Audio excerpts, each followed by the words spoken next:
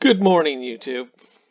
This video is inspired by comments left in my video about how the hippies were using crises like the coronavirus and climate change to scare people into going along with their stupid ideas. Okay. And apparently some of the hippies saw the video and started writing all these rude comments in there. And I challenged them. I said, look, uh, building windmills and putting solar panels everywhere and making everybody convert to a vegan diet are not practical solutions to this problem that isn't really a problem. Okay? But that's what the hippies do. They manufacture these crises to create fear so people will, surrender their sovereignty to them. All right. So, how do you deal with an enemy like this? You take away their weapon. In this case, the fear that they're using to scare people. Okay, so what I'm going to try to do in this video is explain to you that if you really insist on doing something about the CO2 that's being generated by our reliance on fossil fuels, okay, I'm going to give you some solutions to the fossil fuel as a means of generating electricity, okay, where we don't sacrifice our prosperity or surrender our freedom. And the first one are these modular nuclear reactors. And the Canadians are really, really like this idea, where they don't even need anybody to maintain them. They take them out on site, they bury them, and they turn them on, and they last for 5 years, and then they come by, they take them away, and take them back to the plant and reload them with the fission fuel. Okay? Yeah, even the hippies like this idea. I don't. I think this idea is better. This is a thorium molten salt reactor. Okay, differences between the nuclear reactor that you see in the movies. Okay, this isn't water that surrounds these control rods. Okay, it's molten salt, like your table salt. You heat something up enough and it's going to become a liquid. Okay, now the interesting thing about this salt is this is where the fuel is. Okay, and not in the rods. Okay, so the other thing is it's not under high pressure. Okay, so if a pipe were to burst, it wouldn't cause an explosion. It would just leak out on the ground. Okay. Now, another big difference in this design is if the if the reactor loses power, like Fukushima did. In the case of Fukushima, when they lost power to the pumps that had the cooling water.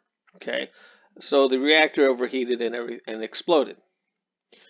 In this design, if you lost power, it wouldn't be the pumps that failed. It would be the coolant that keeps this salt plug here frozen. Once it loses that refrigeration, the salt from the reactor will cause it to melt. It'll all fall into a dump tank when it'll spread out, and the nuclear reaction will immediately cease. Okay, so it's super, super safe. And on top of that, part of the design, part of the fuel, is using all that nuclear waste that was created in the 50s, 60s, and 70s, and that we've got like in this mountain, buried in this mountain in New Mexico somewhere. So we can actually use these reactors to destroy or use up that nuclear waste that we thought was going to be around for a few 100,000 years.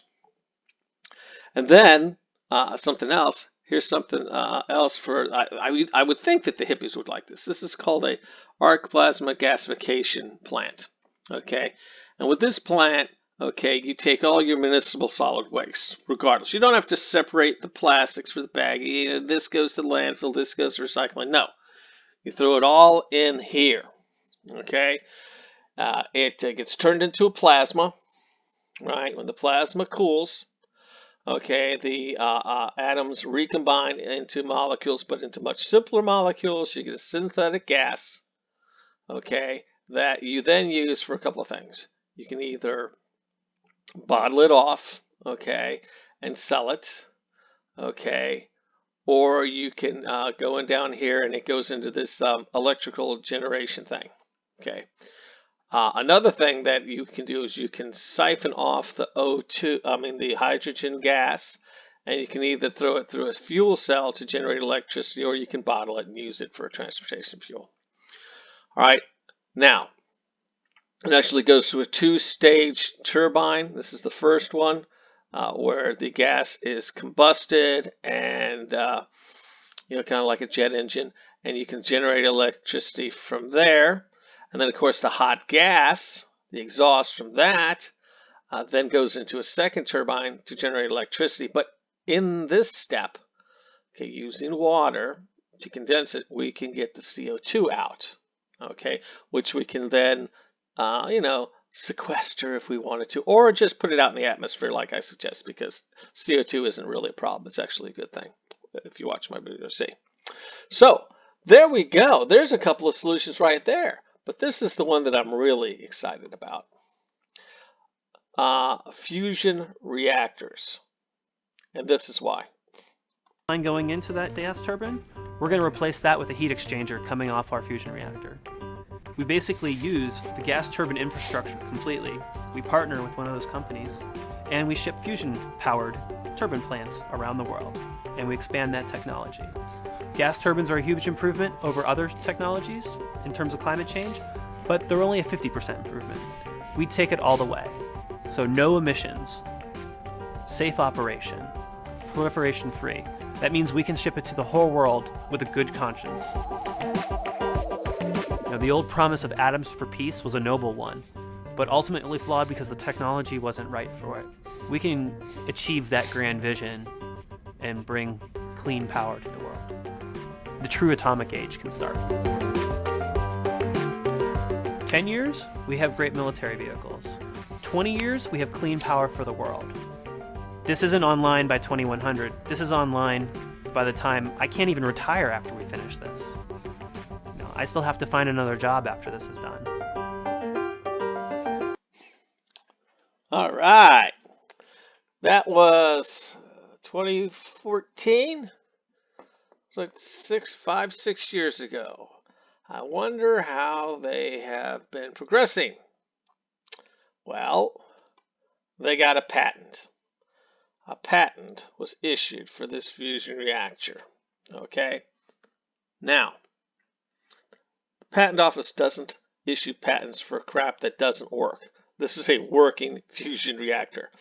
They got it to work. Of course, they're not going to release any press releases. And they've already started work on the next one, the bigger one. Okay? They are moving on this. And this is Lockheed Martin. Okay? Now, what they're not telling you is that these fusion reactors, the military has already purchased the first 10 years worth of production.